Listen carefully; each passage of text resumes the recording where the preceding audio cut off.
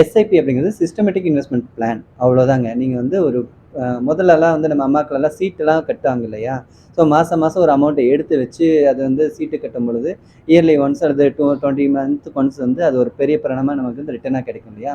அது மாதிரி monthly once வந்து ஒரு குறிப்பிட்ட தொகையை நீங்கள் வந்து ஒரு டியூ அமௌண்ட் மாதிரி வந்து ஒரு சிஸ்டமேட்டிக் இன்வெஸ்ட்மெண்ட்டில் நீங்கள் பண்ணும் பொழுது அது உங்களுக்கு ஒரு குறிப்பிட்ட காலத்துக்கு அப்புறமா ஒரு நல்ல ரிட்டர்ன்ஸை கொடுக்கும்.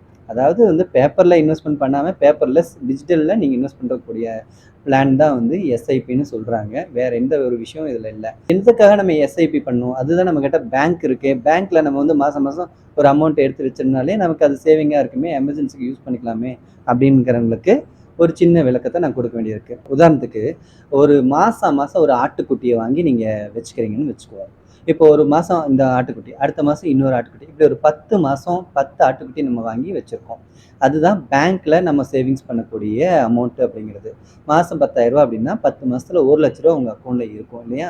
ஸோ இதே இன்வெஸ்ட்மெண்ட் பிளானில் நீங்கள் வந்து அந்த தொகையை கட்டுறீங்க அப்படின்னா அந்த ஆட்டுக்குட்டி 10 மாதத்தில் ஏதாவது 2 ஆட்டுக்குட்டியாவது குட்டி போடும் இல்லையா?